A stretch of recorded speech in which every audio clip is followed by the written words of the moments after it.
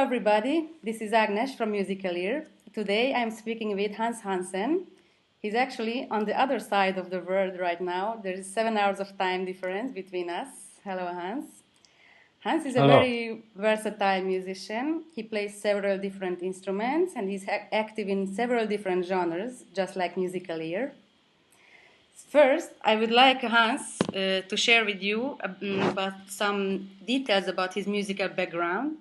Originally, he's from a country very close to MusicalEar, very close to Sweden, but then he has been making music in many different countries in the world. So, Hans, please tell us, where are you from? Where have you been to? Well, I'm from Holland. I'm from Amsterdam. Mm-hmm. Yeah, Nice. I've been born in Amsterdam, Holland. And I have lived there until until 1985, Mm-hmm. when I went to Boston, USA to study at Berklee College of Music Wow. for film scoring and commercial arranging. Wow. And that took about 4 years. Finished in 1989. And then I came back to Holland and I did some freelance work with some broadcasting companies. And then in 1990, I took the big decision to go to Thailand. Wow. Yeah. Very far Yeah. country. Yes. Well, the thing is that I became interested in Oriental culture. Mm-hmm. And at my Berkeley time, I made a lot of friends, Oriental friends. Mm-hmm. Mm-hmm. And became very good befriended. So I decided, since I like to explore things in my life, try to do something different. So I decided to go to Thailand. Actually, before that, I went to Hong Kong, Singapore, Malaysia, Indonesia, also to look for jobs and opportunities. But at the end, I decided to go to Bangkok, Thailand. Okay. Nice travel to all those different countries. Yes. I thought that Thailand is a country which is, or actually which was at that time. Now we're speaking about 22 years back already. Wasn't really developed yet. Mm-hmm. So I thought, okay, with my musical expertise, I could help them out and be of help to their company. Mm-hmm. What kind of genres of music were you working with, composing in during all these years? All these years, a lot of genres. Yeah, Mm-hmm. Japanese, Thai music. I would say European music, crossover, New Age. I think New Age is really close to my own feelings. And yeah, what else? Then a lot of music for different settings, like orchestras. I arranged for the Royal Thai Navy Orchestra in Bangkok, and for a while, and then I did arranging for marching band. I did arranging for string quartets, woodwind quartets, a lot.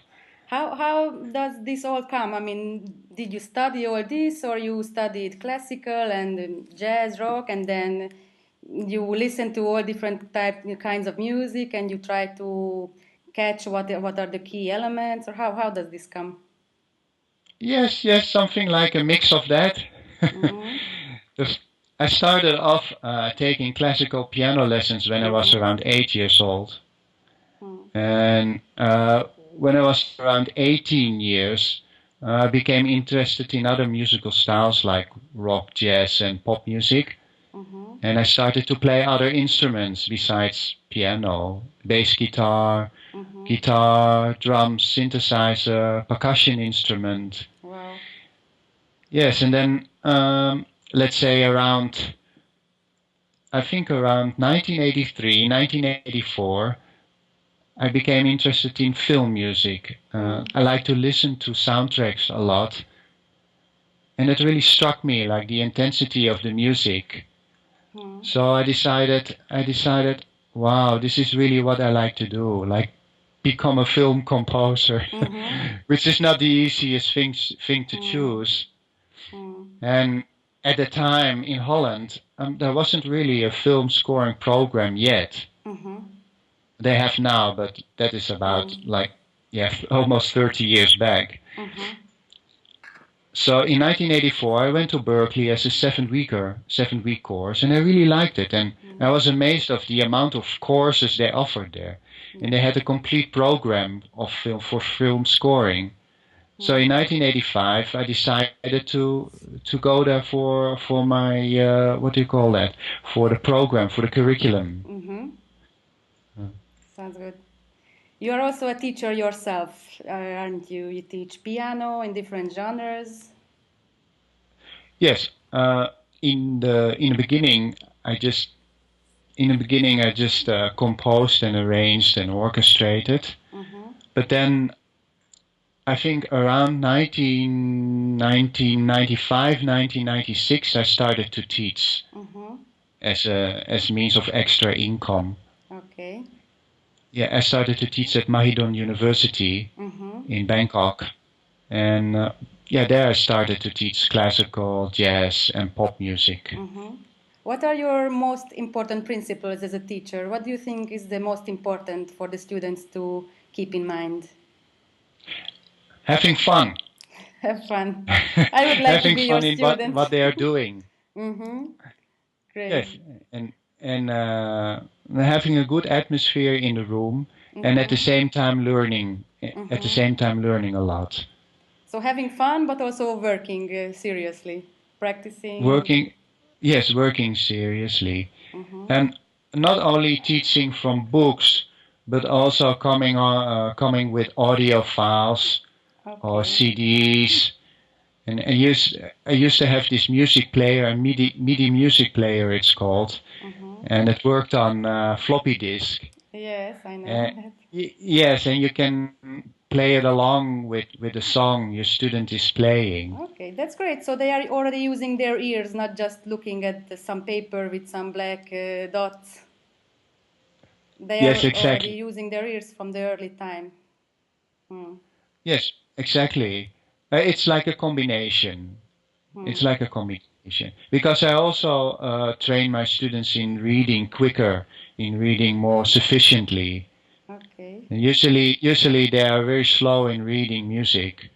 So I have for that I have exercises too to increase their reading speed. So what is the trick to reading quickly? I think many viewers would be interested to know. The tip to reading quickly? Yes. It has to do with feeling and touch.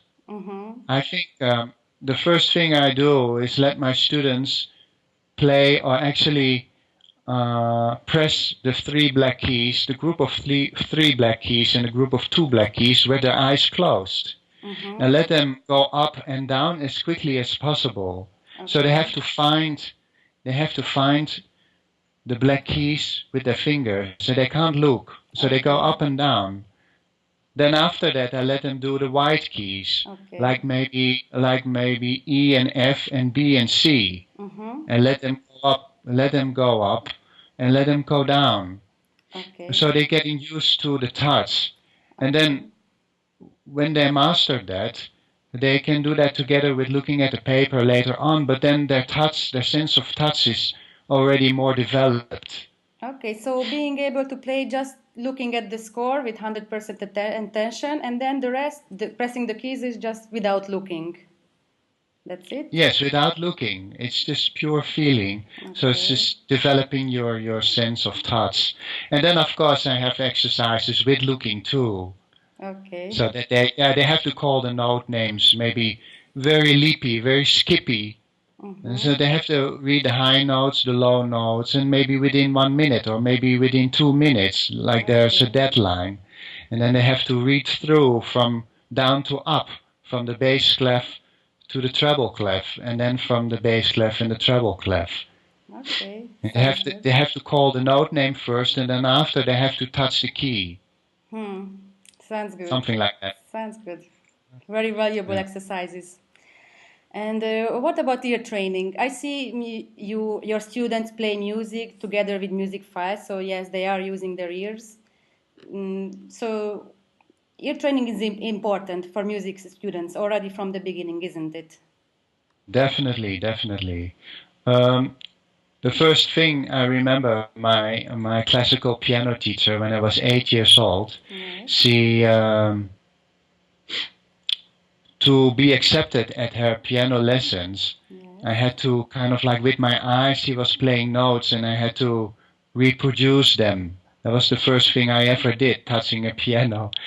And Okay. so she was testing my ears if I was close enough to the notes she was playing.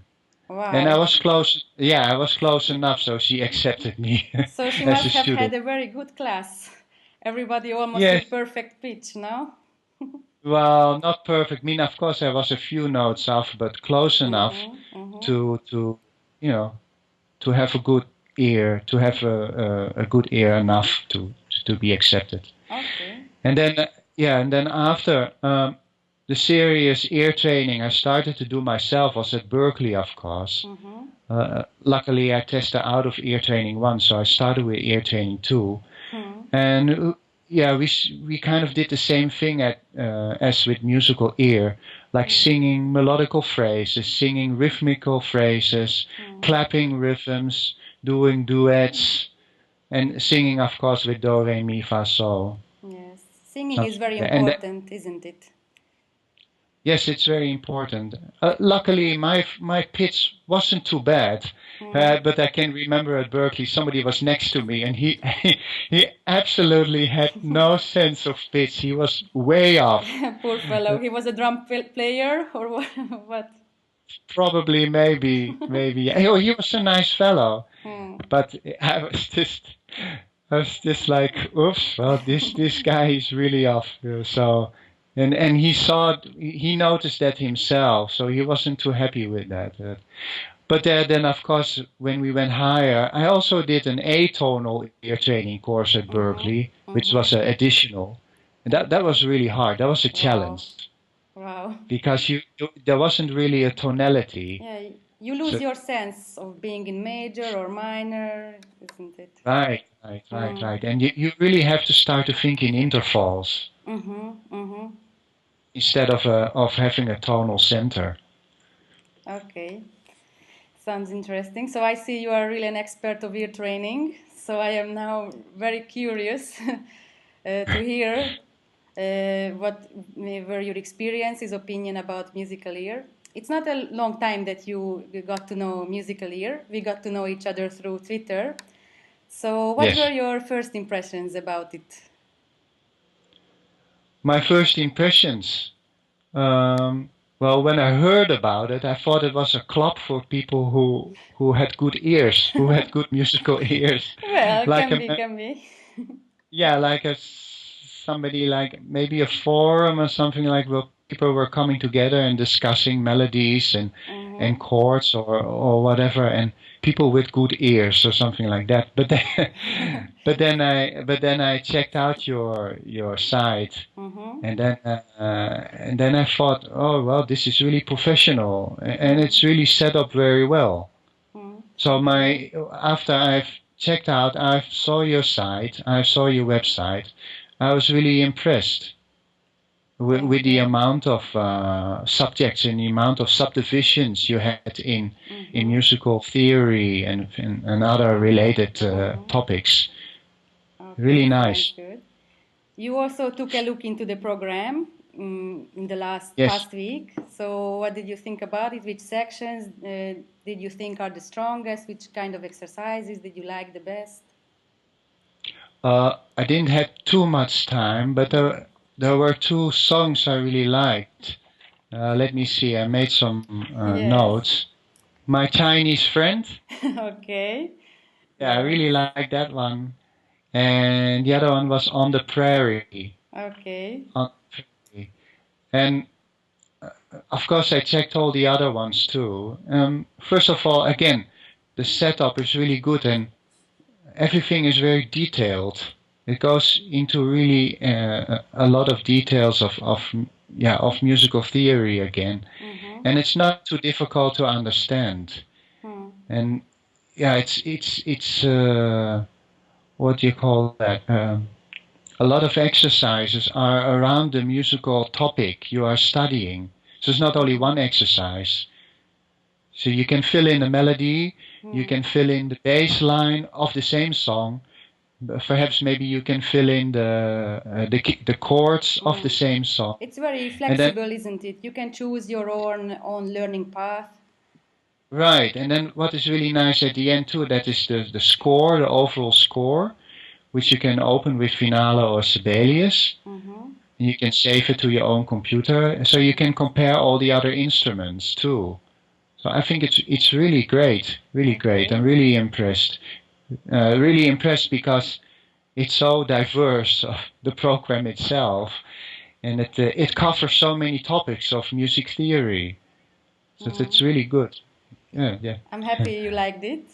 So who would you recommend MusicalEar to? Who in the area of music? Students, teachers? Yes, students. I think it's not really for beginners. Yes.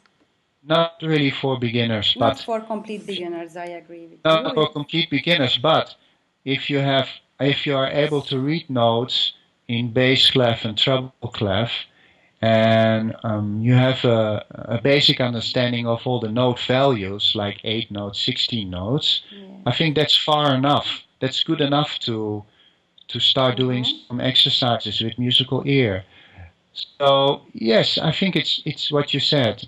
Beginner students, but not totally beginners. Like at least they must have a basic knowledge. Yes, as soon as somebody has a basic knowledge, they can pick the most easiest exercises. That's what we were thinking about when designing the program. Right, right. Okay, thank you for the feedback about the program. Is there anything else you have in mind to share with our viewers? In general, I think, let's see, if you would want to become or you like to become a professional musician, always keep believing in yourself and never stop in what you're doing. Thank you. That's a very good tip. It might be an extensive journey what you have chosen. I did. Because I've chosen film music and commercial arranging, which aren't the easiest subjects. But it's what your heart is closest to, and just keep on going, and new things will evolve and will develop. Thank you. That's a very valuable thought to keep for all of us for the future. Thanks for sharing your experiences and opinion with us today. I hope all our viewers enjoyed our little conversation today. Please don't miss to check out the blog of Hans. You will find it at www.musicarrangerspage.com. He has many interesting articles and other great content there. And I will also upload some of his music below this video, so don't miss to click on it and listen to them. Thank you. Bye-bye.